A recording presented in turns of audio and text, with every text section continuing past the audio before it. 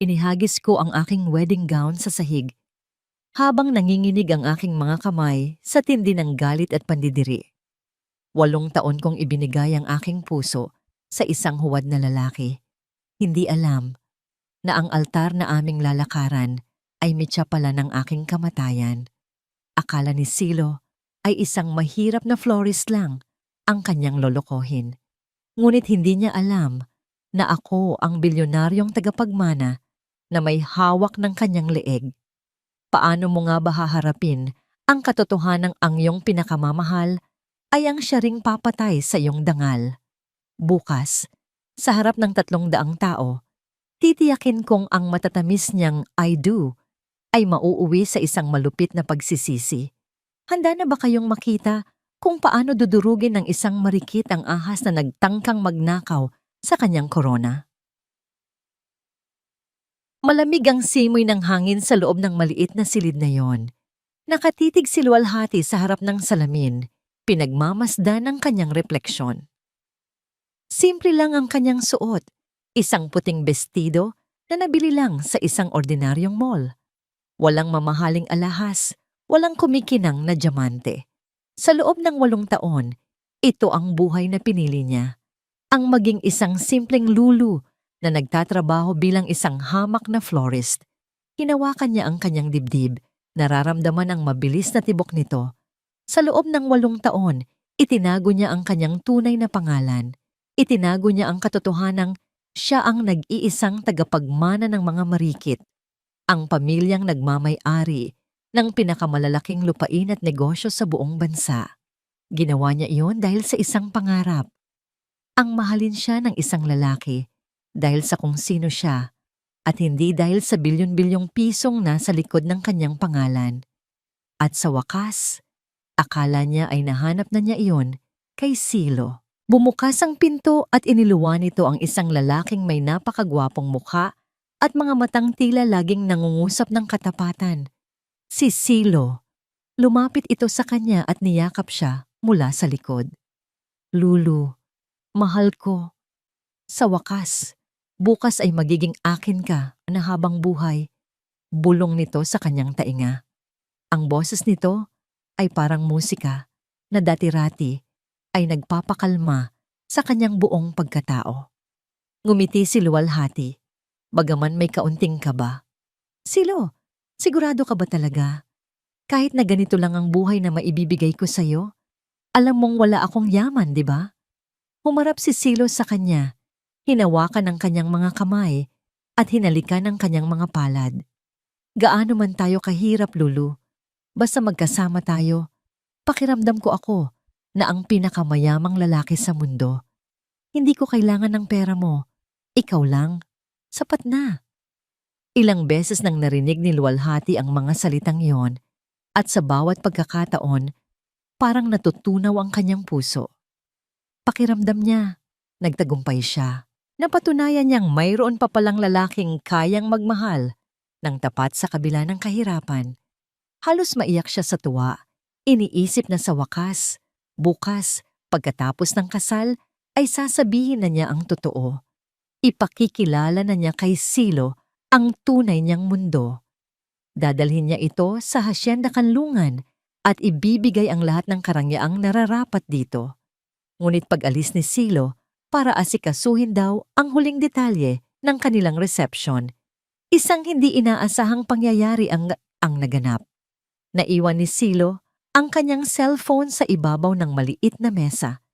Akmang kukunin ito ni Luwalhati para habulin ang nobyo nang biglang umilaw ang screen nito. Isang mensahe ang pumasok. Walang pangalan ng sender, numero lang. Pero ang bungad ng mensahe ay tila isang malamig na tubig na ibinuhos sa kanyang buong katawan. Ready na ba ang lahat? Siguraduhin mong pipirma ang tangang yan sa prenuptial agreement na ginawa natin. Isang pirma lang, Silo, at sa atin na ang lahat ng property na sinasabi mong nakatago sa pangalan ng pamilya niya. Hindi ko na makapaghintay na makuha ang pera at mapalayas na ang babaeng yan sa buhay mo. Nanigas si Luwalhati. Parang tumigil ang pag-ikot ng mundo. Ang mga kamay niyang kanina lang ay hinahagkan ni Silo ay nagsimulang manginig.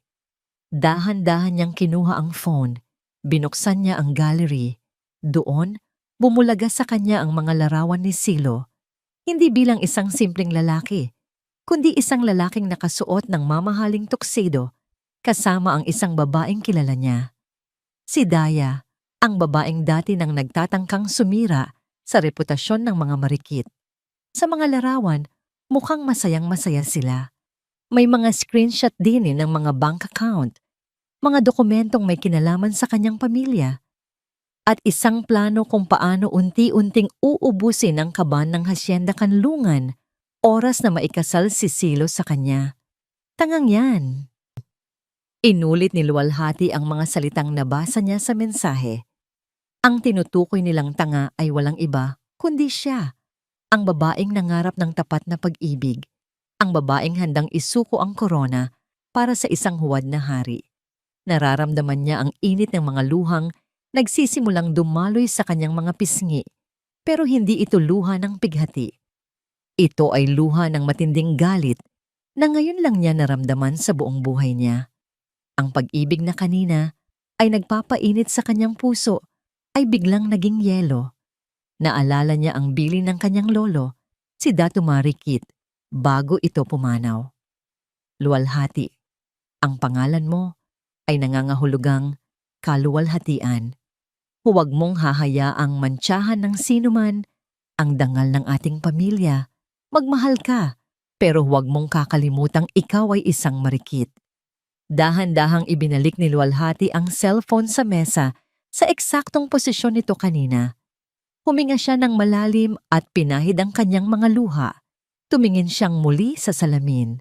Wala na ang mahinahon at simpleng si Lulu. Ang nakikita niya ngayon sa refleksyon ay isang babaeng may apoy sa mga mata. Isang babaeng handang maningil. Akala mo ba ay nakuha mo na ako sa mga matamis mong salita? Silo. Bulong niya sa sarili habang ang kanyang mga kuko ay bumaon sa kanyang palad. Akala mo ba ay ikaw ang nagpapaikot sa akin? Isang mapait na ngangiti ang sumilay sa kanyang mga labi. Bukas, sa harap ng lahat ng tao, ipapakita ko sa iyo kung sino ang tunay na tuso. Sa altar mo makikita ang impyernong hinahanap mo. Eksaktong pagkakataong yon, narinig niya ang mga yapak ni Silo pabalik sa silid. Mabilis na bumalik ang kanyang mukha sa pagiging inosente, ngunit sa loob niya, nagsisimula na ang isang bagyong wawasak sa lahat. Nang pumasok si Silo, niyakap siyang muli nito. Naiwan ko pala ang phone ko, mahal ko. Masyado lang talaga akong excited para bukas. Tumingin si Luwalhati sa kanya, isang matamis, ngunit nakakangilabot ng ngiti ang ibinigay niya. Ako rin, Silo. Sobrang excited na ako para sa sorpresa ko sa iyo bukas. Siguradong hindi mo ito malilimutan habang buhay.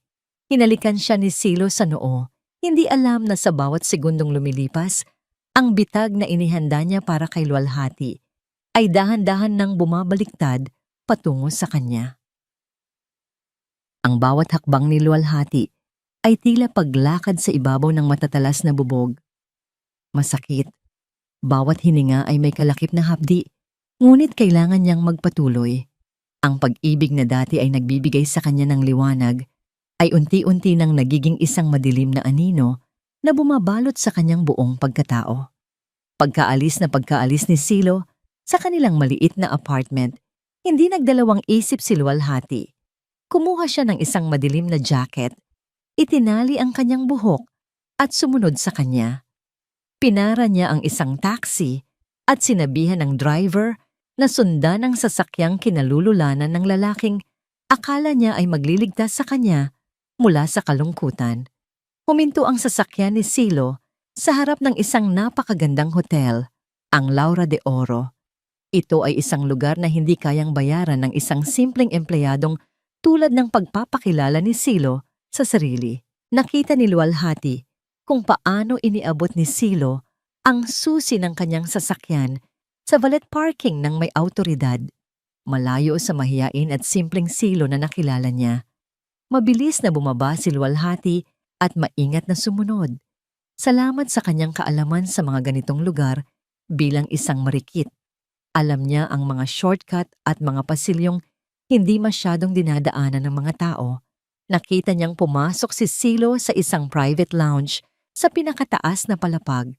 Sumilip si Luwalhati sa bahagyang nakabukas na pinto ng isang VIP suite. Doon, bumagsak ang huling piraso ng kanyang puso. Ngunit kasabay nito ay ang pagsilang ng isang matigas na determinasyon.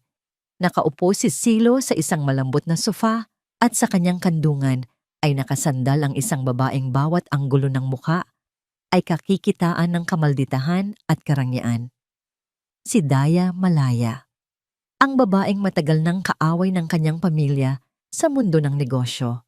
Konting tiis na lang, mahal ko, sabi ni Silo habang hinahaplos ang buhok ni Daya. Ang boses na yon, ang boses na ginagamit niya para suyuin si Luwalhati, ay ginagamit din pala niya para sa ibang babae. Bukas, pagkatapos ng seremonya, akin na ang lahat. At kapag akin na, sa'yo na rin ang lahat. Tumawa ng mapait si Daya. Siguraduhin mo lang, Silo. 8 taon nating hinintay ang pagkakataong ito. Masyadong naging maingat ang pamilya Marikit, pero hindi nila akalaing ang kahinaan ng kanilang prinsesa ay ang paghahanap ng tunay na pag-ibig. Napaka-uto-uto talaga ni Lulu. Tanga talaga ang babaeng yon, sagot ni Silo sabay inom ng mamahaling wine. Akala niya ay sapat na ang pagiging mabait para protektahan ang yaman niya. Hindi niya alam, bawat halik ko sa kanya ay may katapat na halaga sa bangko. Nanigas ang buong katawan ni Luwalhati sa likod ng pinto. Ang bawat salita ay tila isang sampal na gumigising sa kanya mula sa isang mahabang panaginip. Tanga? Auto-uto. Iyon pala ang tingin sa kanya ng lalaking binuisan niya ng 8 taon ng katahimikan. Ngunit ang susunod na narinig niya, ang tunay na nagpalamig sa kanyang dugo. O ito, sabi ni Daya habang may kinukuha sa kanyang mamahaling bag. Isang maliit na bote na may lamang kulay asul na likido. Ihalo mo ito sa inumin niya sa gabi ng kasal. Hindi siya mamamatay, pero gagawin nitong parang gulay ang isip niya sa loob ng ilang oras. Sapat na yon para mapapirma mo siya sa final deed of donation ng lahat ng lupain sa Hacienda Kanlungan. Kinuha ni Silo ang bote at itinaas ito sa ilaw. Tila pinagmamasdan ng kanyang tagumpay.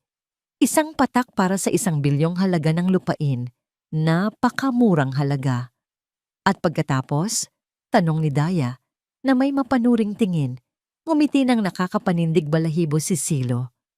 Pagkatapos niyang pumirma, gagawa tayo ng eksena. Lalabas na nabaliw siya dahil sa sobrang saya o dahil sa kung anong gamot na tinira niya. Ipapapasok natin siya sa isang mental institution sa malayo kung saan walang makakahanap sa kanya. Doon niya ituloy ang pagiging simple niya habang tayo ay nagpapakasasa sa yaman ng mga marikit. Hindi na nakapagtago ng galit si Luwalhati. Halos mabasag ang kanyang mga ngipin sa pagngangalit. Gusto niyang pumasok at kaladkarin ang dalawa, ngunit pinigilan niya ang kanyang sarili. Hindi ito ang tamang oras para sa isang iskandalo sa loob ng isang hotel. Kailangan niya ng mas malaking entablado. Isang entablado kung saan ang lahat ng tao ay makakakita sa kanilang kasamaan. Dahan-dahan siyang umatras, tinitiyak na walang makakakita sa kanya. Habang pababa ng elevator, ang kanyang isipan ay tila isang computer na mabilis na nagpoproseso ng plano. Gusto niyo ng pirma ko? Bulong niya sa sarili habang nakatingin sa kanyang refleksyon sa salamin ng elevator. Ibibigay ko sa inyo ang pirma ko, pero hindi sa dokumento ng kamatayan ng aking pamilya, kundi sa hatol ng inyong pagbagsak. Kinuha niya ang kanyang sariling cellphone, ang secret phone na tanging ang kanyang abogado, at ang yaya lang niya ang nakakaalam. Nagdial siya ng isang numero. Hello, Alab? Sabi niya nang sagutin ang tawag. Ang kanyang boses ay wala ng bakas ng kahinaan. Ito na ang boses ng isang tunay na marikit. Luwalhati, ikaw ba yan? Gulat na tanong ng lalaki sa kabilang linya. 8 taon kang hindi tumatawag sa numerong ito. Alab, kailangan ko ang serbisyo mo, hindi bilang kaibigan, kundi bilang pinakamagaling na abogado ng pamilya. Ihanda mo ang lahat ng ebidensya laban kay Silo Sinag at Daya Malaya. Ihanda mo rin ang lahat ng media outlet na hawak ng kumpanya. Ano ang plano mo, luwalhati? Tumingin si luwalhati sa labas ng bintana ng taxi. Pinagmamasdan ang mga ilaw ng lungsod na tila mga diamanteng naghihintay na mabawi. Bukas ang kasal ko, Alab, at gusto kong maging grandest wedding of the century ito. Gusto kong makita ng 300 pinakamakapangyarihang tao sa bansa kung paano ko dudurugin ang mga taong akala ay kaya nilang manipulahin ang isang marikit. Nang makabalik siya sa kanilang apartment, nauna na siyang humiga at nagkunwaring tulog. Maya-maya pa ay naramdaman niya ang pagpasok ni Silo. Naramdaman niya ang paghalik nito sa kanyang pisngi. Isang halik na dati ay nagpapakilig sa kanya, pero ngayon ay tila lason na gusto niyang hugasan ng alkohol. Naramdaman niya ang paglagay ni Silo ng maliit na bote sa loob ng drawer ng bedside table. Ang bote, nawawasak sana sa kanyang buhay, na natiling nakapikit si luwalhati, ngunit sa loob niya, ang bagyo ay handa nang kumawala. 8 taon. 8 taon kong hinintay ang tawag na yon.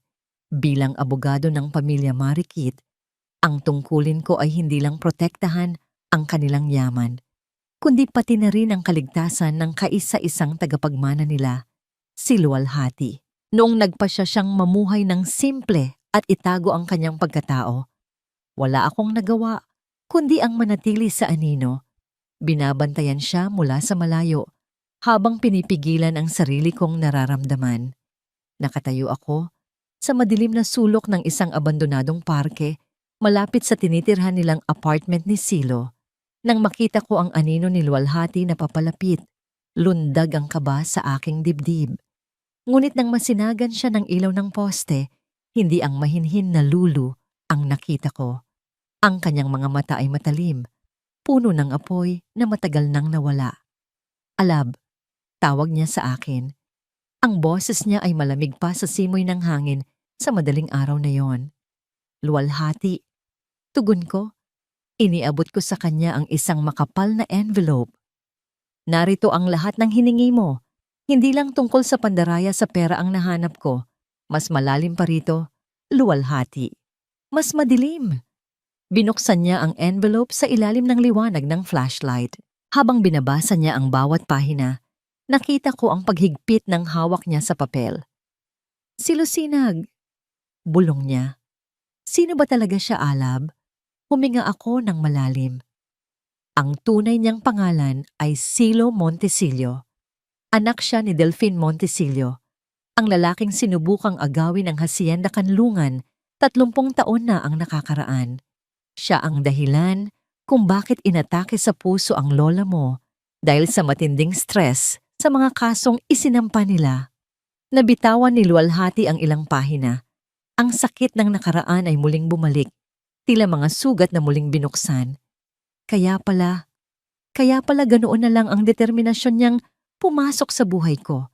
Hindi lang ito dahil sa pera, paghihiganti ang pakay niya. Hindi lang yan luwalhati. Pagpapatuloy ko, pilit na pinapakalma ang aking boses. Nalaman ko rin na may kinalaman siya sa isang malaking investment scam sa Singapore. 5 taon na ang nakakaraan. Maraming pamilya ang nawalan ng ipon dahil sa kanya. Ginamit niya ang iba't ibang pangalan para makapagtago hanggang sa mahanap kanya. Ang pagiging simple mo ang naging pinakamadaling paraan para mapasok niya ang kuta ng mga marikit. Napaupo si luwalhati sa isang bench, tila nangihina. Hinawakan ko ang kanyang balikat. Gusto ko siyang yakapin. Gusto kong sabihin sa kanya na nandito ako, na hinding-hindi ko siya pababayaan. Pero alam ko ang limitasyon ko. Luwalhati, makinig ka sa akin. Sabi ko nang may buong paninindigan. Mayroon pa tayong oras. Pwede nating itigil ang lahat ngayon din. Pwede kitang ilayo rito. Pwede nating ipakulong si Silo ng tahimik. Tumingala siya sa akin at doon ko nakita ang isang bagong uri ng pag-asa sa kanyang mga mata. Hindi ito ang pag-asa ng isang taong gustong tumakas, kundi ang pag-asa ng isang taong handang lumaban para sa hustisya. Hindi alab, sabi niya habang pinapahid ang isang butil ng luhang pilit na kumawala. Kung tatakbo ako ngayon, habang buhay akong magtatago sa takot. Gusto kong makita ni Silo kung sino ang binangga niya. Gusto kong maranasan niya ang kahihiyang ibinigay ng pamilya niya sa lola ko. Gusto kong bawiin ang dangal ng mga marikit sa harap ng lahat. Napangiti ako ng bahagya. Ito ang babaeng hinangaan ko noon pa man. Anong kailangan mong gawin ko? Gusto kong ihanda mo ang lahat ng dokumento para sa pagsasauli ng lahat ng ninakaw niyang pondo mula sa ibang biktima at ang prenuptial agreement na ipapapirma niya sa akin bukas. Palitan mo iyon, Alab. Palitan mo ng isang admission of guilt at confession of financial crimes. Gagawin na natin siyang sikat sa buong bansa, hindi bilang asawa ko, kundi bilang isang kriminal. Nagplano kami hanggang sa magsimula nang sumilip ang liwanag ng umaga. Bago siya umalis, hinawakan niya ang kamay ko. Isang sandali lang, pero sapat na yon para maramdaman ko ang tiwala niya. Salamat, Alab. Ikaw lang ang tanging taong hindi nagbago sa loob ng 8 taon. Mahina niyang sabi. Laging narito para sa iyo, luwalhati. Kahit ano pa ang mangyari, sagot ko. Pinanood ko siyang maglakad palayo, pabalik sa yungib ng lobo. Ngunit alam ko, sa pagkakataong ito, hindi siya ang biktima. Siya ang magiging mitya ng sariling pagsabog ni Silo. Pagbalik ko sa aking sasakyan, binuksan ko ang isang itim na folder na hindi ko pa naipapakita sa kanya. Ito ang huling alas na hawak ko. Isang ebidensya na mag-uugnay kay Silo sa isang mas malubhang krimen na nangyari ilang taon na ang nakakaraan sa loob mismo ng Hacienda Kanlungan. Isang krimen na hindi lang pera ang kinuha, kundi isang buhay. Napakuyom ang aking kamao habang tinititigan ang litrato ni Silo sa loob ng folder. Hindi mo alam ang pinasok mo, Silo, dahil bukas, hindi lang si luwalhati ang makakaharap mo, kundi ang buong bigat ng iyong madilim na kahapon. Isang araw bago ang kasal, ang kapaligiran ay puno ng bulaklak, mga puting dekorasyon, at mga ngiting tila gawa sa asukal. Pero para sa akin, bawat talulot ng rosas na hinahawakan ko sa aking shop ay tila may talsik ng lason. Ang bawat pagbati ng mga kaibigan at katrabaho ay nagpapaalala sa akin kung gaano kalalim ang hukay na inihanda ni Silo para sa akin. Ngunit hindi ako ang luwalhati na iiyak na lamang sa isang sulok. Kung gusto ni Silo ng isang palabas, ibibigay ko sa kanya ang pinakamagandang pagtatanghal ng kanyang buhay. Pumasok si Silo sa florist shop na may dalang kape at ang kanyang mapanlinlang na ngiti. Mahal ko, pagod ka na ba? Sabi ko naman sa'yo, huwag mo na itong intindihin. Pagkatapos ng kasal bukas, hindi mo na kailangang magtrabaho kailanman. Tumingin ako sa kanya, pilit na pinapalabas ang kislap ng paghanga sa aking mga mata. Silo, alam mo namang mahal ko ang ginagawa ko. Pero sige, para sa'yo, magpapahinga ako ng kaunti. Hinawakan niya ang aking balikat at marahan akong pinaupo. Doon, naramdaman ko ang panginginig ng aking kalamnan, hindi dahil sa takot, kundi sa matinding pandidiri. Lulu, mayroon lang akong gustong ipakita sa'yo, sabi niya habang may kinukuha sa kanyang bag. Isang eleganteng folder na may tatak ng isang Peking law firm. Alam mo naman na ang buhay ay hindi natin hawak. Gusto ko lang siguraduhin na kung may mangyari man sa akin o kung kailangan nating protektahan ang mga munting ipon natin para sa magiging anak natin, ay mayroon tayong maayos na kasunduan. Inilapag niya ang mga papel sa mesa. Ito ay isang management agreement.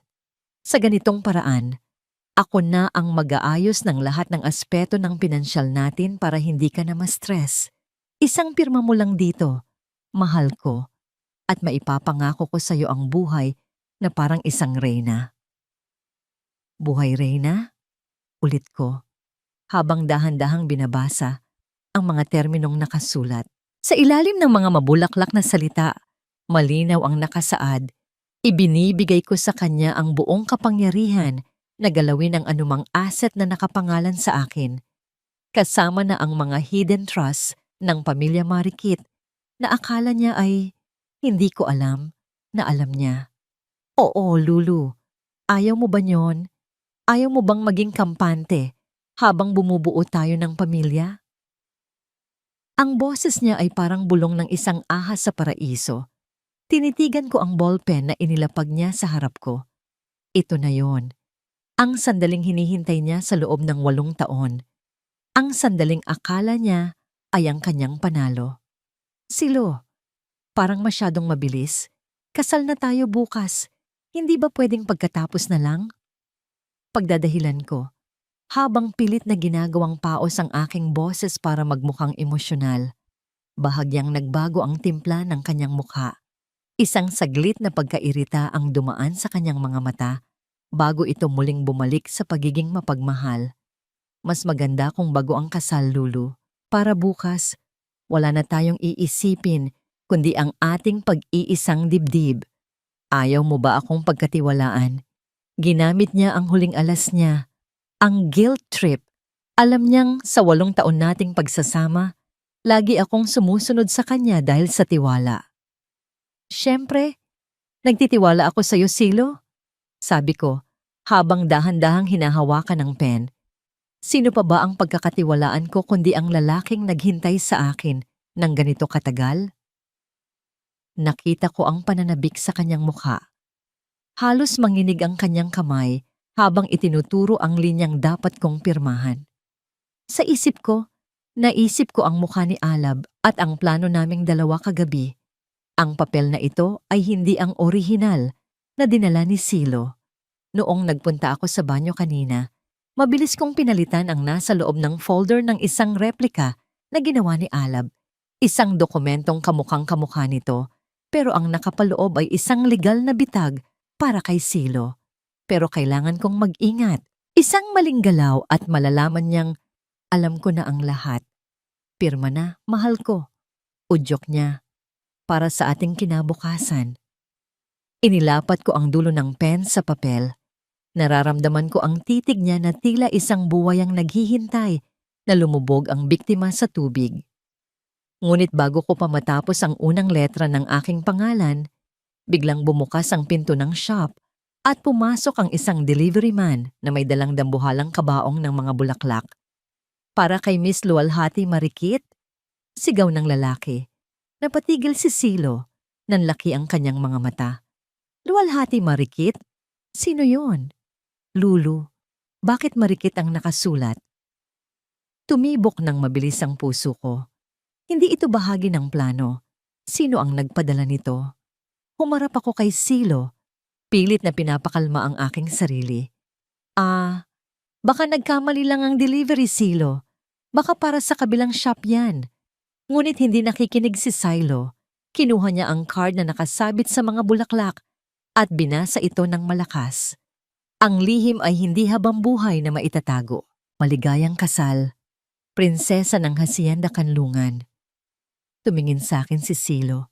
Ang kanyang muka ay puno ng hinala at galit. Lulu, anong ibig sabihin nito? Bakit tinatawag kang prinsesa ng Hacienda Kanlungan? Hinawakan niya ng mahigpit ang braso ko, ang kanyang mapagmahal na maskara ay tuluyan ng natanggal. Pumirma ka na, Lulu. Ngayon din, pirmahan mo ito. Sigaw niya habang isinusubsob ang papel sa harap ko. 8 taon. 8 taon ng pagtitiis sa isang babaeng akala mo ay isang basang sisiw na kailangang sagipin. 8 taon akong nagpanggap na isang hamak na empleyado. Tinitiis ang amoy ng mga bulaklak sa shop niya at ang paulit-ulit niyang kwento tungkol sa pangarap na simpleng buhay. Sino ang mag-aakala na ang Lulu Nakasama ko ay ang bilyonaryang si Luwalhati Marikit. Habang hawak ko ang braso niya, naramdaman ko ang panginginig niya.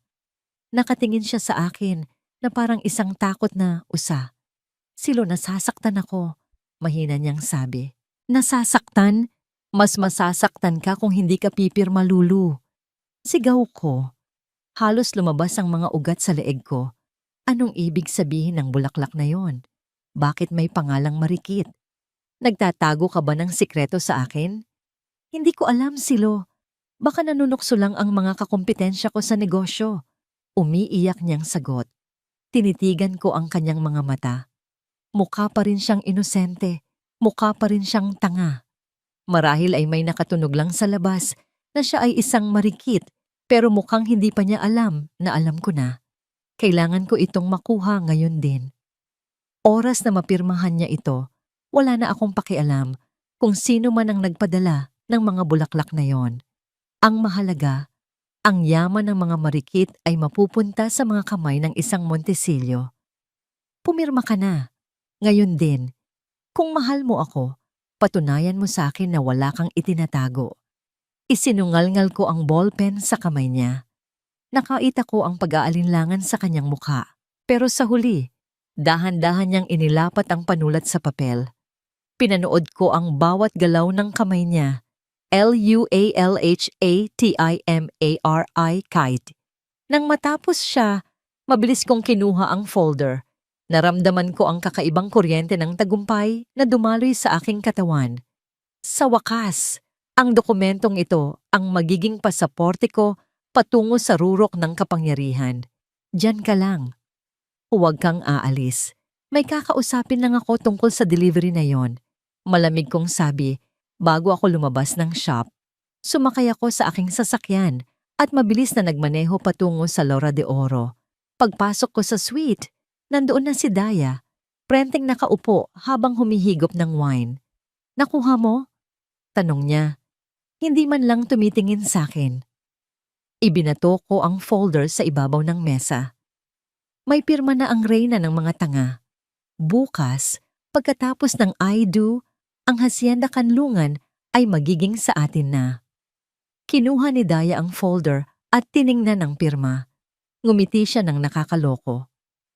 Magaling, Silo. Hindi na sayang ang 8 taon mong pagpanggap na mabuting tao. Pero may problema tayo. Ano yon?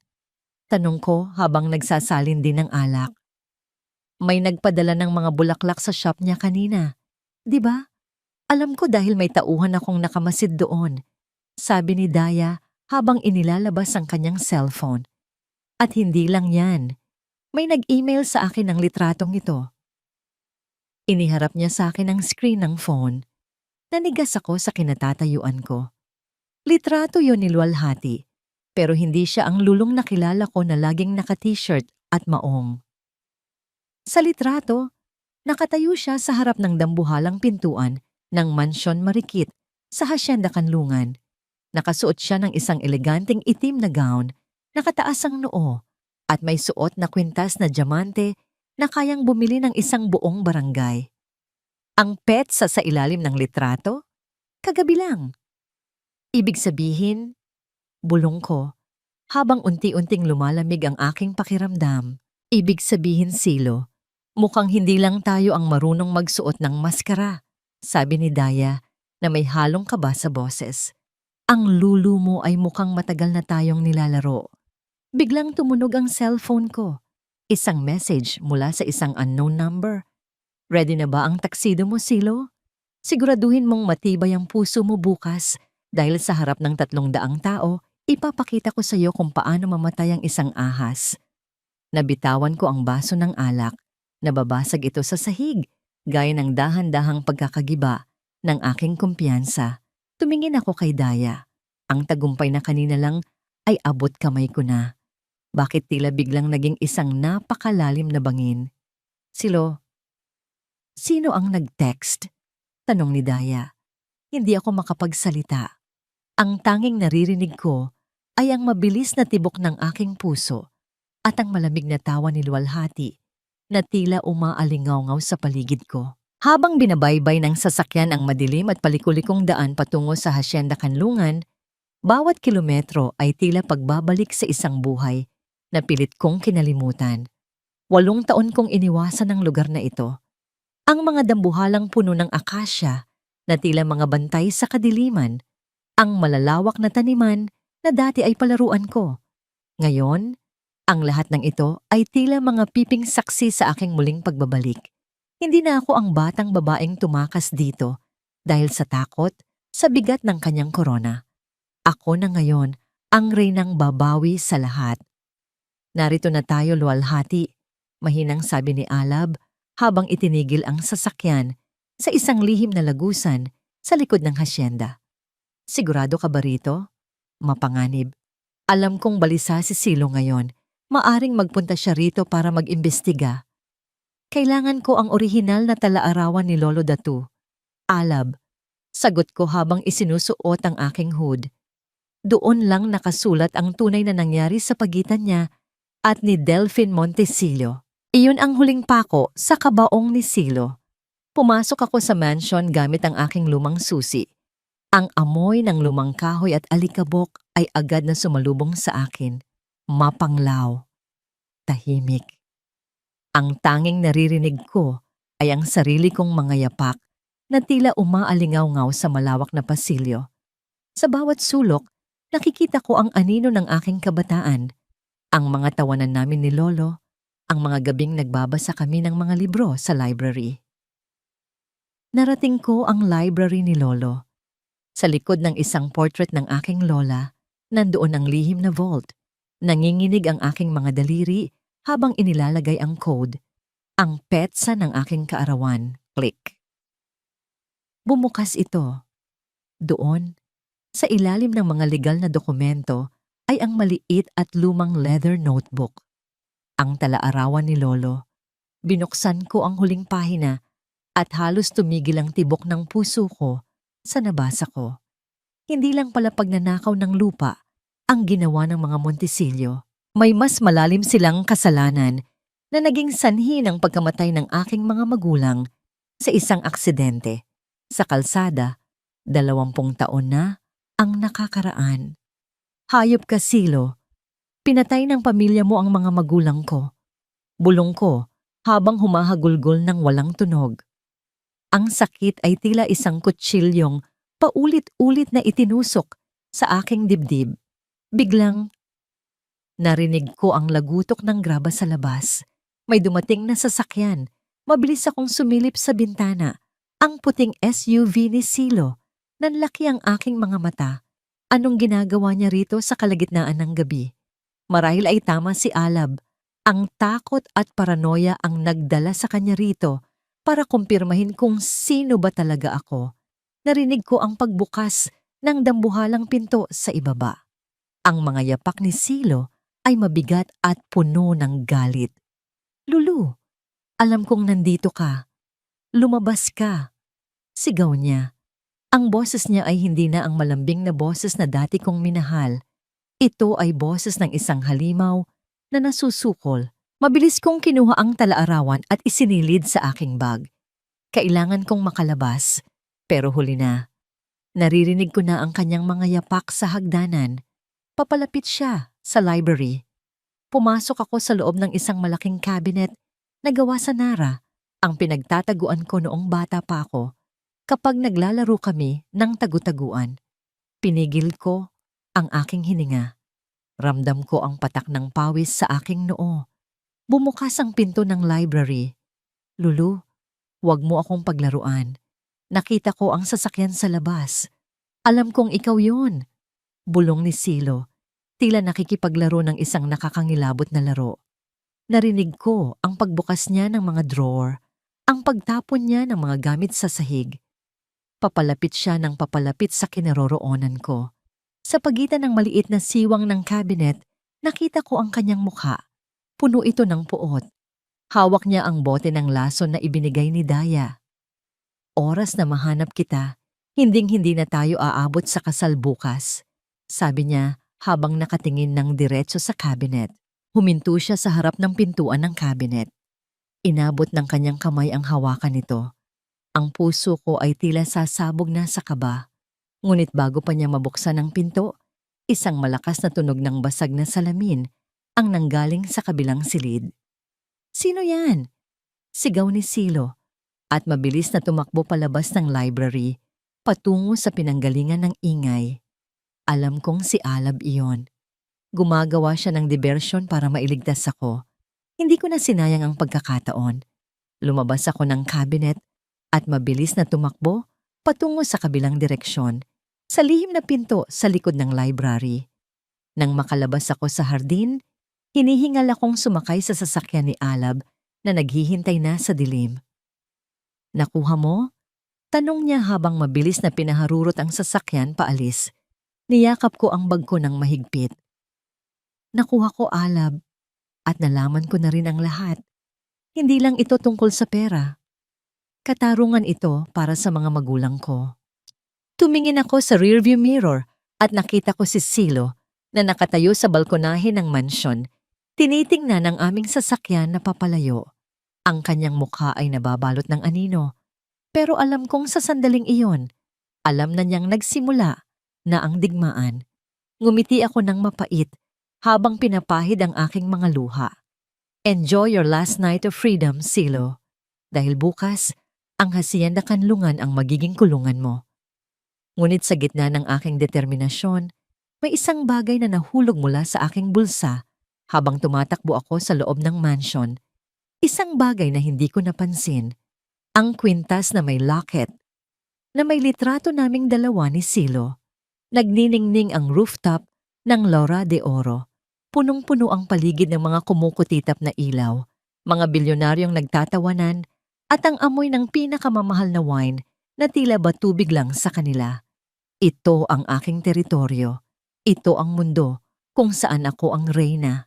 At ngayong gabi, sa party na ito bago ang kasal bukas, gusto kong tapusin ang huling hibla ng dignidad ng babaeng tinatawag nilang Lulu. Nakita ko si Luwalhati na nakatayo sa isang sulok.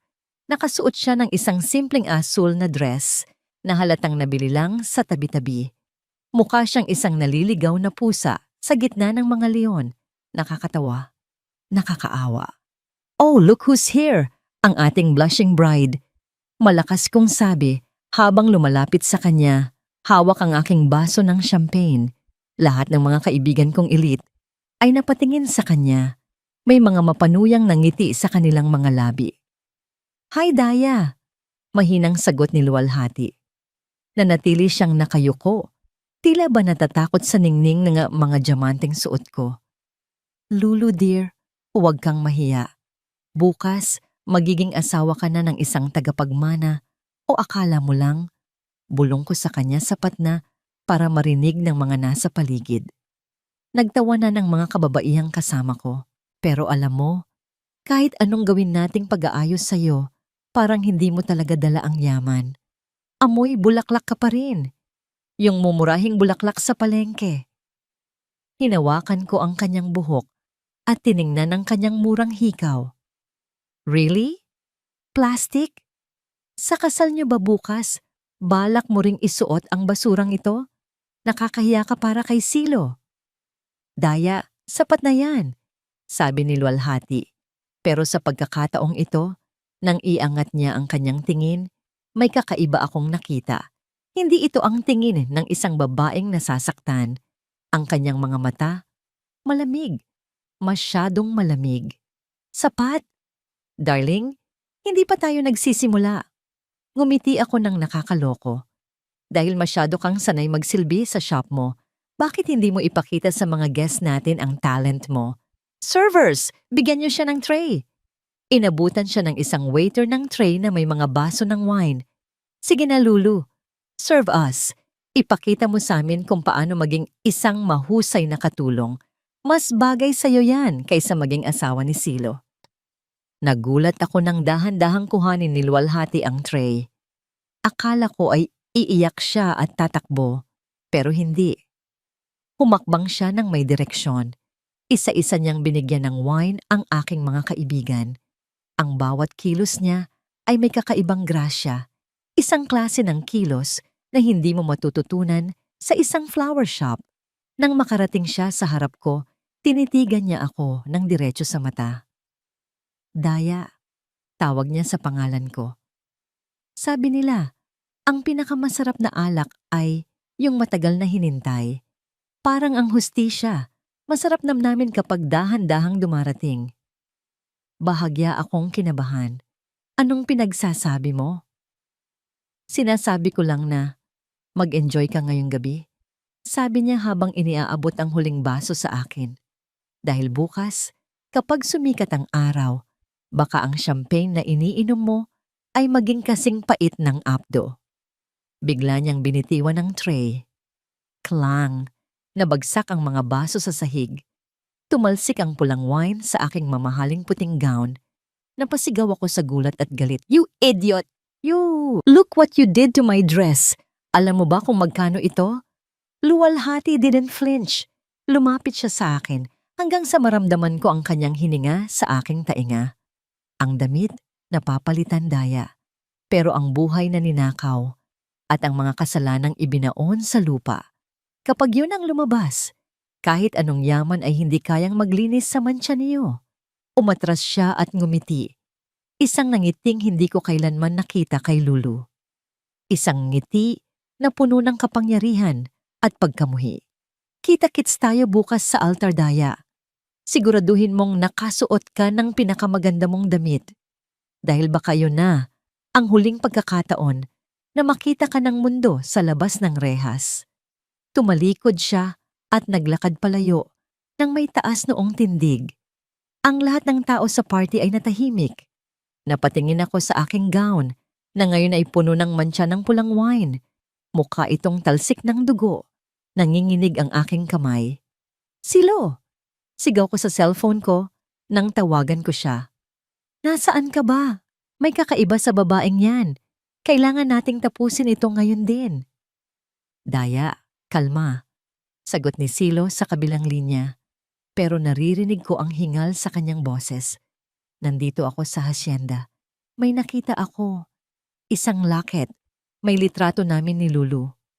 Anong problema sa locket? Daya, ang locket na ito ang locket na ibinigay ko sa kanya noong bago pa lang kami. Pero bakit nandito ito sa loob ng library ni Dato Marikit? Kung ang simpleng Lulu ay nakakapasok sa mansyon na ito nang walang nakakaalam. Ibig sabihin, hindi lang siya basta Lulu. Napaupo ako sa sofa. Ang kaba sa aking dibdib ay hindi na mapigilan. Ang planong 8 taon naming binuo, ang bitag na inakala naming perpekto. Bakit parang kami ang unti-unting kinukulong nito? Sa di kalayuan, nakita ko si Luwalhati na sumasakay sa isang itim na limousine, hindi sa taxi, kundi sa isang mamahaling sasakyan na may plakang pagmamay-ari ng mga marikit. Tumingin siya sa bintana at bago sumara ang pinto, tila binigkas ng kanyang mga labi ang isang salita na nagpatindig ng balahibo ko. Checkmate! Ito na ang araw na itinakda. Ang araw na dapat sana ay simula ng aking habang buhay kasama ang lalaking pinagkatiwalaan ko ng aking kaluluwa. Pero habang nakatingin ako sa labas ng bintana ng isang secret suite sa Hacienda Kanlungan, ang nakikita ko ay hindi isang masayang kinabukasan, kundi ang simula ng isang malupit na pagtatapos. Anak, handa na ang lahat, mahinang sabi ni Nanay Jean habang inilalapag ang isang malaking velvet box sa ibabaw ng kama. Ang kanyang mga mata ay puno ng luha, hindi ng lungkot, kundi ng kagalakan dahil sa wakas ay muling babangon ang apelyidong Marikit. Dahan-dahan kong hinubad ang aking simpleng duster na pambahay. Ang huling kasuotan ng Lulu na florist. Iniharap ko ang aking sarili sa malaking salamin. Hinugasan ko ang aking mukha. Tila ba binubura ang bawat bakas ng 8 taon na pagkukunwari at pagpapakumbaba. Nanay Jean, ilabas mo na ang gown. Utos ko. Ang boses ko ay matatag. Walang alinlangan. Binuksan ni Nanay Jean ang box. Doon ay nakahiga ang isang obra maestra, isang wedding gown na gawa sa pinakamahal na French lace, Pinalamutian ng libu-libong maliliit na perlas na mula pa sa kailaliman ng dagat ng Mindanao at may mga hibla ng tunay na ginto. Ito ang gown na ipinagawa ni Lolo Datu bago siya mamatay. Ang gown na para sa prinsesa ng hasyenda. Habang isinusuot ko ito, nararamdaman ko ang bigat ng tela, ang bigat ng responsibilidad, at ang bigat ng galit na dinala ko sa loob ng ilang araw. Nang maisuot ang huling butones, hindi na si Lulu ang nasa harap ng salamin. Ang nakatayo roon ay si Luwalhati Marikit. Ang kanyang buhok ay maayos na nakatsinyon, ang kanyang balat ay nagniningning, at ang kanyang mga mata ay tila dalawang nagbabagang hiyas na handang tumunog sa gabi. Isinuot ko ang locket na nakuha ko sa library, ang locket na may litrato namin ni Silo. Pero sa pagkakataong ito, hindi ito simbolo ng pag-ibig. Ito ay ebidensya ng kanyang pagkakasala. Alab, kumusta ang sitwasyon sa simbahan? Tanong ko sa aking earpiece na nakatago sa ilalim ng aking buhok. Maayos ang lahat, Luwalhati, sagot ni Alab mula sa kabilang linya. Nandoon na ang lahat ng mga guests. Ang media ay nakaposisyon na rin. Akala nila ay isang ordinaryong society wedding lang ito. Pero ang hindi nila alam, live streaming ang bawat sulok ng simbahan sa lahat ng platform ng Marikit Media Group. Si Silo? Nandoon na siya sa altar. Mukhang balisa siya. Luwalhati. Panay ang tingin niya sa pinto. Mukhang hindi niya inaasahan ang dami ng tao at ang marangyang dekorasyon na bigla nating ipinalit kagabi. Napangiti ako ng mapait. Gusto niya ng yaman, di ba? Ipakita natin sa kanya ang lahat ng yamang hinding-hindi niya mahahawakan. Samantala, sa loob ng katedral, nakatayo si Silo sa harap ng altar. Pawis na pawis siya kahit napakalakas ng aircon. Ang kanyang taksido ay mamahalin, pero sa loob nito, nararamdaman niya ang unti-unting pagguho ng kanyang plano. Tumingin siya sa paligid. Bakit ang daming reporter?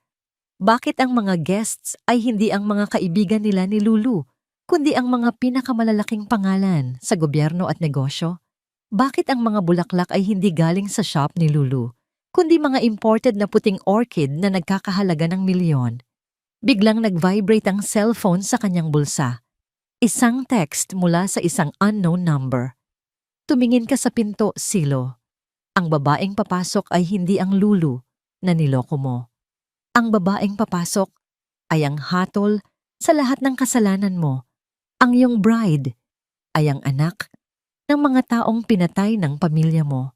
Takbo na habang may oras pa. O harapin mo ang iyong kamatayan sa harap ng buong mundo. Nanlaki ang mga mata ni Silo. Muntik na niyang mabitawan ang singsing. Tumingin siya sa dambuhalang pintuan ng katedral. Ang musika ay biglang tumigil. Isang nakakangilabot na katahimikan ang bumalot sa buong gusali. Dahan-dahang bumukas ang mga pinto. Isang matinding liwanag mula sa labas ang tumama sa kinaroroonan ng bride. Hindi nakita ng mga tao ang kanyang mukha sa simula. Tanging ang dambuhala at kumikinang niyang gown ang nakita nila. Pero habang dahan-dahan siyang naglalakad patungo sa gitna, ang bawat hakbang niya ay tila tunog ng isang malakas na tambol. Nang makarating siya sa gitna ng aisle, inangat niya ang kanyang belo. Napasinghap ang lahat ng tao. Si Daya, na nakaupo sa harap, ay napatayo sa gulat. Si Silo ay napaurong hanggang sa tumama siya sa altar. Hindi ito si Lulu, ito si Luwalhati Marikit sa kanyang pinakamataas at pinakamakapangyarihang anyo. Tinitigan ko si Silo ng diretso sa mata. Ang aking mga labi ay hindi nanginginig. Ang aking kamay ay hindi naghahanap ng kalinga. Ang hawak ko ay hindi buke ng bulaklak, kundi isang itim na folder na naglalaman ng katotohanan. Silo, bulong ko, pero ang aking boses ay umalingaw-ngaw sa buong katedral dahil sa microphone na nakakabit sa aking damit. Handa ka na bang sumumpa sa harap ng Diyos at ng mga tao o gusto mo nang simulan ang pag-amin sa iyong mga krimen? Ang bawat kamera ay nakatutok sa amin. Ang bawat tao ay hindi makapaniwala. Ang kaba ni Silo ay naging kitang-kitang takot. Ito na ang simula ng kanyang impyerno at ako ang magsisindi ng apoy. Ang bawat mata sa loob ng katedral ay nakatutok sa akin. Naririnig ko ang bulungan ng mga tao, ang mabilis na pag-click ng mga kamera ng media, at ang malakas na pintig ng sarili kong puso. Pero sa pagkakataong ito, hindi ito pintig ng takot. Ito ay ang martsa ng katarungan. Nakatayo ako sa dulo ng altar. Ilang hakbang lang ang layo mula sa lalaking sumira sa 8 taon ng buhay ko. Si Silo. Ang kanyang muka ay kasing puti ng papel. Ang kanyang mga labi ay nanginginig. At ang mga mata niyang dati ay puno ng pag-ibig ay punong-puno na ngayon ng malinis na sindak. Lelulu, anong ibig sabihin nito? Nauutal niyang tanong. Pilit na ibinabalik ang maskara ng pagiging inosente. Bakit ganyan ang suot mo? Bakit may mga media rito? Hindi ko siya sinagot. Sa halip lumingon ako sa pari na halatang naguguluhan din sa nangyayari. Father, pasensya na po. Pero ang seremonyang ito ay hindi matutuloy sa paraang inaasahan ng lahat. Kinuha ko ang microphone mula sa lectern. Ang boses ko ay umalingaw-ngaw sa bawat sulok ng katedral, malamig at matalim na parang Kris. Mga kaibigan, mga panauhin, at sa buong sambayan ng Pilipino na nanonood ngayon sa live stream. Humihingi ako ng paumanhin. Panimula ko. Inakala ninyong narito kayo para sa kasal ng isang simpleng florist na si Lulu at ng kanyang nobyo. Pero narito kayo ngayon para saksiha ang pagtatapos ng isang 8 taong panlilinlang. Lulu, tumigil ka na. Nahihibang ka na ba? Sigaw ni Daya mula sa front row. Sinubukan niyang tumayo para lumapit, pero hinarangan siya ng 2 security guard na nakasuot ng barong. Tiningnan ko si Daya ng may mapait na ngiti. Huwag kang magmadali, Daya. May bahagi ka rin sa palabas na ito. Humarap ako muli kay Silo. 8 taon, Silo. 8 taon kitang minahal. Ibinigay ko sa iyo ang lahat dahil naniwala ako na ikaw ang lalaking nagmamahal sa akin ng walang kondisyon. Pero noong isang gabi, narinig ko ang lahat. Narinig ko ang plano niyo ni Daya sa hotel. Nalaman ko kung paano niyo ako gagawing gulay para lang mapirmahan ko ang mga ari-arian ng pamilya ko. Nagsimulang magkagulo ang mga tao. Ang mga reporter ay nagsimula ng mag-unahan sa pagkuha ng anggulo. Hindi totoo yan. Sinisiraan mo lang ako. Sigaw ni Silo. Sinusubukang kuhanin ang microphone sa akin, pero mabilis akong umiwas. Hindi totoo. Sabi ko habang itinuturo ang dambuhalang screen sa itaas ng altar na dati ay nagpapakita ng aming mga pre-wedding photos. Panoorin niyo ito. Biglang nagbago ang imahe sa screen. Lumitaw ang isang malinaw na video, ang tagpo sa VIP suite ng Laura de Oro. Malinaw na narinig ng lahat ang boses ni Silo. Isang patak para sa 1 bilyong halaga ng lupain. Napakamurang halaga. Nakita rin ang pag-abot ni Daya ng bote ng lason. Napasinghap ang buong katedral. Ang ilang guests ay napatayo sa tindi ng galit at gulat. Si Silo ay napaluhod na sa harap ng altar, tila nawalan ng lakas sa tuhod. Pero hindi lang yan, Silo. Pagpapatuloy ko, ang boses ko ay nagsisimula ng manginig sa matinding emosyon. Inakala nyo na pera lang ang kukunin nyo sa akin, pero nalaman ko ang tunay mong pagkatao.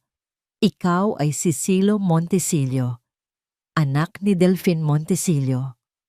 Binuksan ko ang itim na folder at inilabas ang mga dokumentong nakuha ko mula sa library ni Lolo. Hawak ko rito ang ebidensya na ang pamilya niyo ang nagplano ng aksidente na pumatay sa mga magulang ko 20 taon na ang nakakaraan. Pinatay niyo sila para maagaw ang Hacienda Kanlungan. Katahimikan. Isang nakakangilabot na katahimikan ang bumalot sa lahat, kahit ang mga reporter ay napatigil sa pag-type. Hindi lang kalwa daw, Silo. Sabi ko habang tumutulo ang aking mga luha, pero nanatiling matatag ang aking tayo. Isa kang mamamatay tao Pumasok ka sa buhay ko para tapusin ang sinimulan ng tatay mo. Ginamit mo ang puso ko para nakawan ang pamilya ko. Magsinungaling ka na sa lahat pero huwag sa harap ng Diyos. Sigaw ni Silo, biglang tumayo at nilapitan ako ng may galit sa mga mata. Wala kang ebidensya, mga luma at walang kwentang papel lang yan. Talaga? Sabi ko habang ipinapakita ang prenuptial agreement na pinapirmahan niya sa akin sa shop. Ito ang pinapirmahan mo sa akin, di ba? Pero ang hindi mo alam, pinalitan namin ang bawat pahina nito. Ang pinirmahan mo ay hindi management agreement. Ang pinirmahan mo ay isang extrajudicial confession ng lahat ng krimen mo sa Singapore at ang pakikipagsabwatan mo kay Daya Malaya. Nanlaki ang mga mata ni Silo. Ano? Mabilis siyang sumugod sa akin. Ang kanyang muka ay parang isang demonyong wala nang itatago. Hayop ka! Papatayin kita! Ngunit bago pa niya ako mahawakan, mabilis na humarang si Alab mula sa gilid ng altar. Isang malakas na suntok ang ibinigay ni Alab kay Silo na nagpabagsak dito sa sahig. Huwag mong hahawakan ang asawa ko. Ang babaeng dapat sana ay asawa mo kung hindi ka lang naging halimaw. Sigaw ni Alab. Sa pintuan ng katedral, pumasok ang isang pangkat ng mga pulis na may dalang warrant of arrest. Ang mga sirena sa labas ay nagsimulang umalingaw-ngaw. Sumasabay sa ingay ng mga taong humihingi ng hustisya. Tiningnan ko si Silo na ngayon ay pilit na pinatitindig ng mga pulis. Ang kanyang mamahaling tuksido ay puno na ng dumi mula sa sahig. Tumingin ako kay Daya na pilit ding nagpupumiglas sa mga guard. Silo, tawag ko sa kanya sa huling pagkakataon gamit ang microphone. Sabi mo nung isang araw, gusto mo akong bigyan ng buhay, Reyna. Ngayon, ibibigay ko sa iyo ang buhay na nararapat sa iyo.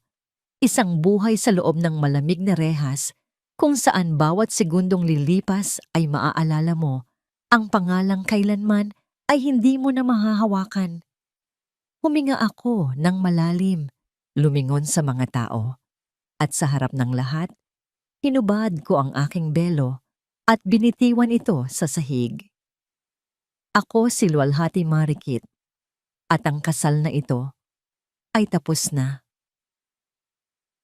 Nagkakagulo ang buong katedral. Ang bawat sulok ay napuno ng ingay ng mga reporter na nag-uunahan sa pagkuha ng pinakamalapit na kuha kay Silo na ngayon ay pilit na pinatitindig ng mga pulis. Ang mga flash ng kamera ay tila mga kidlat na tumatama sa kanyang mukha. Isang mukha na kanina lang ay puno ng kapalaluan, ngunit ngayon ay larawan na ng matinding kahihiyan. Bitiwan niyo ako. Hindi niyo alam ang ginagawa niyo. Luwalhati, pagsisisihan mo ito. Sigaw ni Silo habang nagpupumiglas. Ang kanyang boses, na dati ay malambing at puno ng pangako, ay naging isang matinis at nakakangilabot na hiyaw. Malamig ko siyang tiningnan habang iniayos ko ang aking gown. Ang tanging pagsisihan ko, Silo, ay ang 8 taon na hinayaan kitang huminga sa tabi ko habang ang mga kamay mo ay may talsik ng dugo ng aking mga magulang. Sa kabilang bahagi ng aisle, nakita ko si Daya. Sinusubukan niyang magtago sa likod ng mga upuan, balak na tumakas sa gitna ng kaguluhan. Pero bago pa siya makalabas sa pintuan, mabilis na humarang si Alab kasama ang 2 pang abogado at mga tauhan ng NMBO. Saan ka pupunta, Daya Malaya?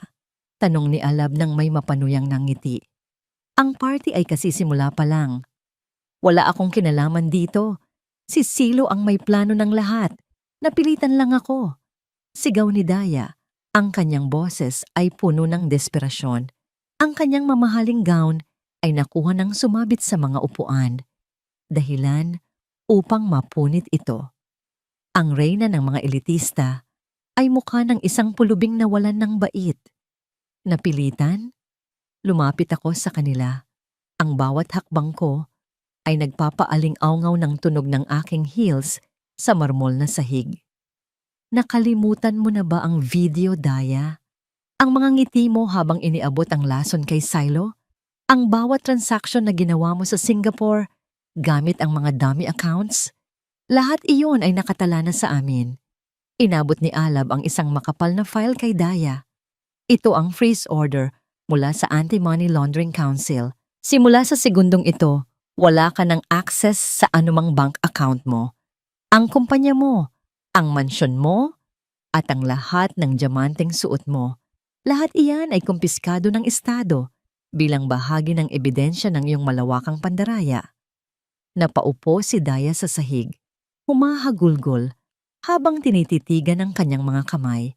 Ang mundong binuo niya sa kasinungalingan ay tuluyan ng gumuho sa harap ng 300 tao na dati ay hinahangaan siya. Humarap muli ako kay Silo. Papalapit na siya sa pinto ng katedral nang bigla siyang tumigil at lumingon sa akin. Mayroon siyang isang mapait at nakakatakot na tawa. Akala mo ba ay panalo ka na? Luwalhati? Tanong niya. Ang kanyang mga mata ay nanlilisik. Oo. Nakuha mo ako. Oo, mabubulok ako sa kulungan. Pero hindi mo kailanman mabubura ang katotohanan na sa loob ng 8 taon, ang bawat mahal kita na sinabi ko ay pinaniwalaan mo. Ang bawat haplos ko, tinanggap mo. I may lose my freedom, but I already stole 8 years of your life. 8 years that you can never get back.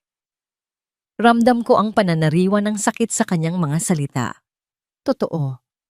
8 taon ng aking kabataan ang ninakaw niya. Pero sa halip na umiyak, itinaas ko ang aking noo. Mali ka, Silo. Sabi ko nang may buong paninindigan. Ang 8 taon na yon ay hindi mo ninakaw. Iyon ang naging matinding pagsasanay ko. Dahil sa 8 taon na yon, natutunan ko kung paano maging matatag. Natutunan ko kung paano makakita ng ahas sa gitna ng mga bulaklak. At higit sa lahat, natutunan ko ang halaga ng katotohanan. Ang 8 taon na yon ang nagdala sa akin dito. Sa sandaling ito, kung saan napatunayan kong ang isang marikit ay hindi kailanman susuko. Inilabas ko ang locket mula sa aking leeg at sa harap niya, binuksan ko ito at itinapon ang litrato naming dalawa sa sahig. Tinapakan ko ito ng buong lakas.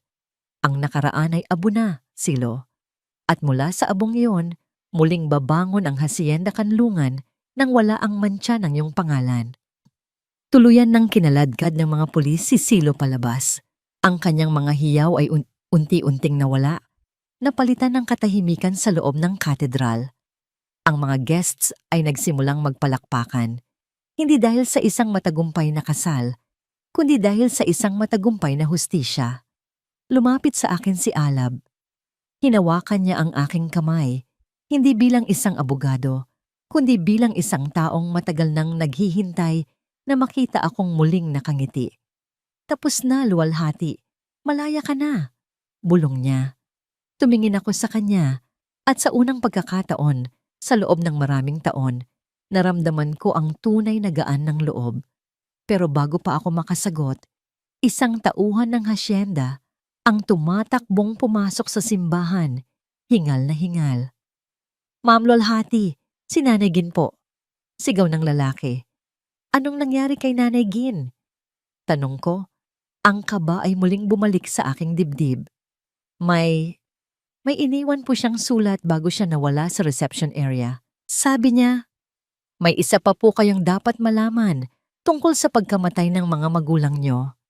Isang lihim na hindi nakasulat sa talaarawan ni Lolo Datu. Nabitawan ko ang hawak kong folder. Ang akala kong dulo ng lahat ay tila simula lamang pala ng isang mas malalim at mas madilim na katotohanan. Tumingin ako kay Alab at nakita ko ang gulat sa kanyang mga mata. Sino pa ba ang kasabwat ni Silo?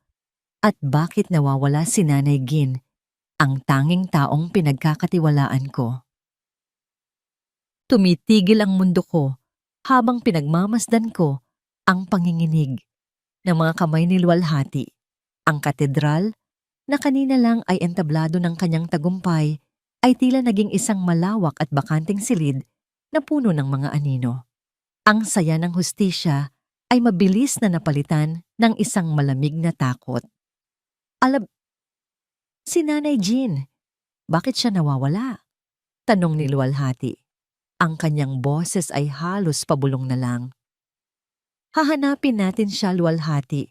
Pangako, hindi natin siya pababayaan.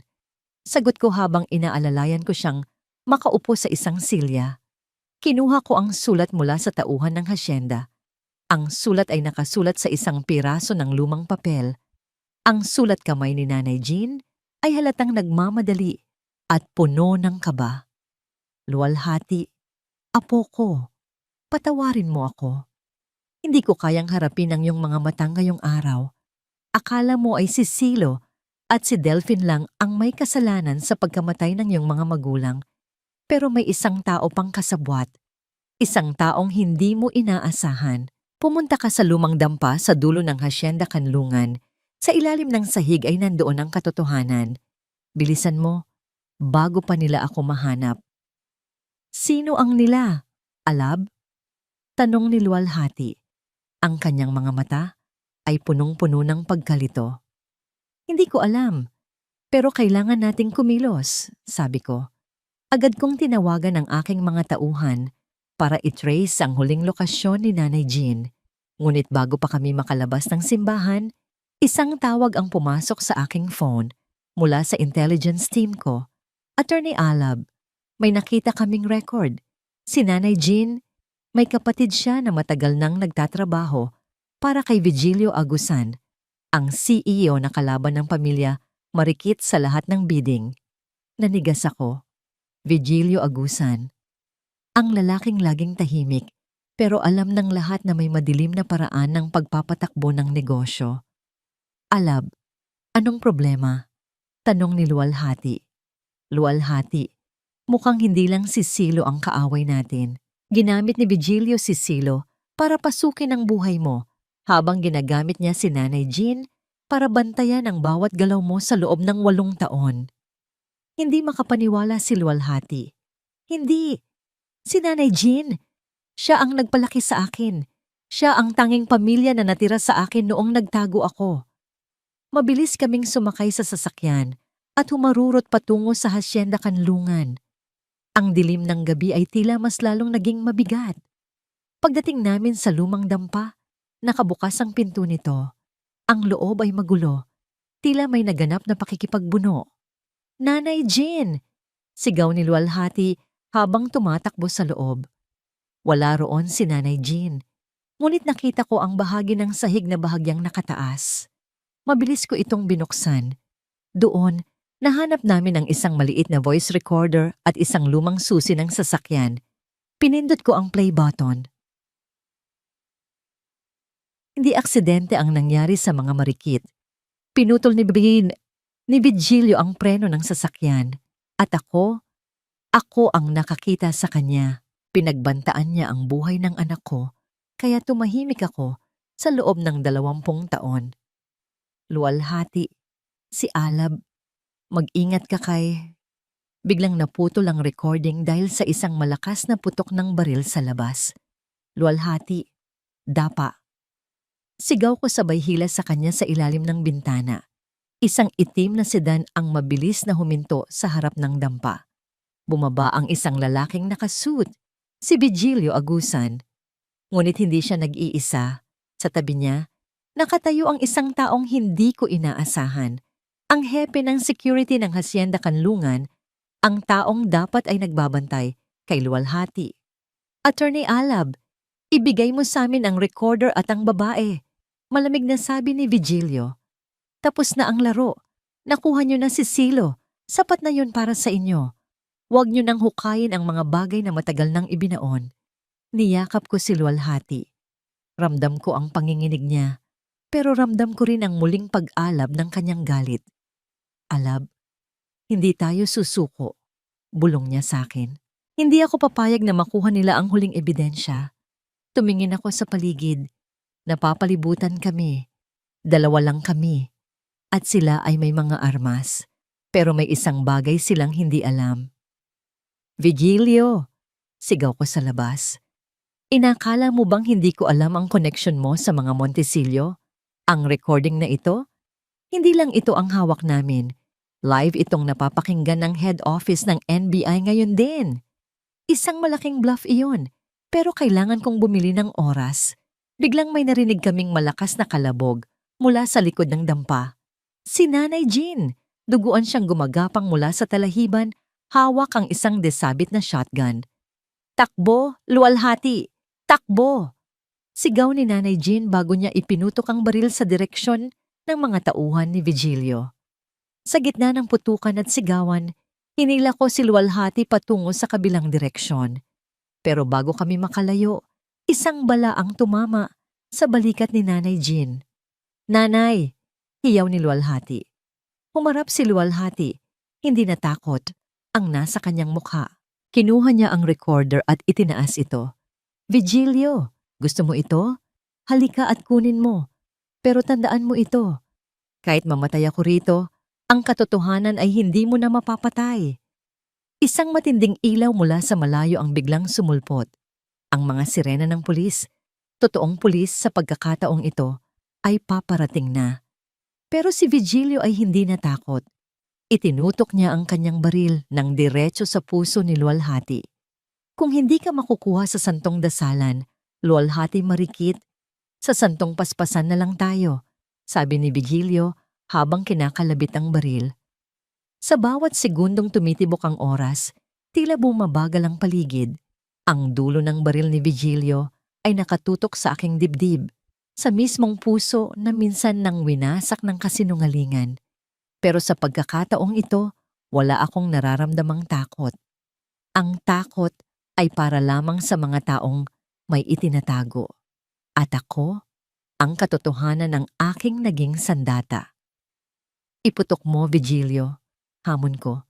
Ang aking boses ay hindi nanginig kahit isang saglit. Iputok mo at gawin mo akong martir sa harap ng buong bansa. Pero tandaan mo ang dugong dadanak dito ay ang huling mantsa na tatapos sa iyong imperyo. Nagtagis ang mga bagang ni Vigilio. Ang kanyang kamay ay nanginginig sa galit at desperasyon. Huwag mo akong subukan. Bata ka. Wala nang marikit na matitira. Ngunit bago pa niya makalabit ang gatilyo, isang malakas na sigaw ang bumasag sa gabi. Vigilio, ibaba mo ang baril. Iyon ang boses ni Alab. Hindi ko na malaya na sa gitna ng tensyon, nakalapit na pala siya sa likuran ni Vigilio kasama ang mga elite unit ng pulisya. Ang mga pulang ilaw ng laser mula sa mga sniper ay nakatutok na sa noo at dibdib ni Vigilio. Tapos na ang laro, Vigilio, sabi ni Alab. Ang kanyang boses ay puno ng awtoridad. Hawak na namin ang bawat dokumento, ang bawat recording, at ang testimonya ng lahat ng taong ginamit at tinakot mo. Wala ka nang matatakbuhan. Dahan-dahang ibinaba ni Vigilio ang kanyang baril. Ang kanyang balikat ay bumagsak. Tila ba ang lahat ng bigat ng kanyang mga kasalanan ay biglang pumatong sa kanya. Mabilis siyang pinalibutan ng mga pulis at pinusasan. Tumakbo ako patungo kay Nanay Jean. Agad siyang inasikaso ng mga medik. Nanay, bakit mo ginawa yon? Bakit ka bumalik? Tanong ko habang hinahawakan ng kanyang kamay. Luwalhati. Apo, kailangan kong itama ang lahat bago ako mawala. Mahina niyang sagot habang may pait ng ngiti sa kanyang mga labi. Patawarin mo ako. Dahil sa takot ko, hinayaan kong pumasok si Silo sa buhay mo. Pero mahal na mahal kita, luwalhati. Ikaw ang tunay na anak ng hasyenda. Shh! Magpahinga ka na, nanay. Tapos na ang lahat. Pinatatawad na kita. Sabi ko habang humahalik sa kanyang noo. Sa kabila ng lahat, alam kong biktima rin siya ng isang sistemang puno ng dahas. Makalipas ang ilang buwan, nakatayo ako sa balkonahe ng Mansion Marikit. Pinagmamasdan ang pagsikat ng araw sa ibabaw ng malawak na taniman ng Hacienda Kanlungan. Wala na ang mga anino ng nakaraan. Ang hangin ay amoy sariwang lupa at pag-asa. Si Silo, Daya at Vigilio ay nahaharap na sa habambuhay na pagkabilanggo. Ang kanilang mga yaman ay kumpiskado at ginamit ko para muling itayo ang mga pangarap ng mga pamilyang ninakawan nila. Ang Hacienda Kanlungan ay hindi na lang isang pribadong lupain, kundi isang kooperatiba na ngayon para sa lahat ng mga magsasaka rito. Naramdaman ko ang isang pamilyar na init sa aking likuran. 2 bisig ang yumakap sa akin ng dahan-dahan. Si Alab. Malalim na naman ang iniisip ng reyna ko. Bulong niya sa aking tainga. Napangiti ako at sumandal sa kanyang dibdib. Iniisip ko lang kung gaano kalayo ang narating natin, Alab. Mula sa pagiging simpleng lulu na nagtatago hanggang dito. Hindi ka na kailangang magtago, luwalhati, sabi ni Alab habang hinaharap ako sa kanya. Dahil ang tunay na pag-ibig ay hindi nangangailangan ng lihim. Mahal kita, noon pa man, at mas mahal kita ngayon dahil sa katapangang ipinakita mo. Mahal din kita, Alab. Salamat sa pagiging anino ko sa loob ng 8 taon at sa pagiging liwanag ko ngayon. Nagtagpo ang aming mga labi sa gitna ng bukang liwayway. Isang halik na walang halong panlilinlang, walang takot, at walang pag-aalinlangan. 8 taon akong nangarap ng isang simpleng buhay. Akala ko, ang pagiging simple ay ang pagtatago sa katotohanan. Pero mali ako. Ang tunay na simpleng buhay ay ang mabuhay ng may malinis na konsensya, kasama ang mga taong tunay na nagmamahal sa iyo, sa gitna ng katotohanang kahit masakit ay nagpapalaya sa atin. Ako, si Luwalhati Marikit, at dito, sa ilalim ng bagong sikat ng araw, nagsisimula ang aking tunay na kwento. Ang kwento ni Luwalhati ay nagtuturo sa atin na ang tunay na yaman ay hindi matatagpuan sa bank account o sa lawak ng lupain, kundi sa dangal at katapangan ng ating puso.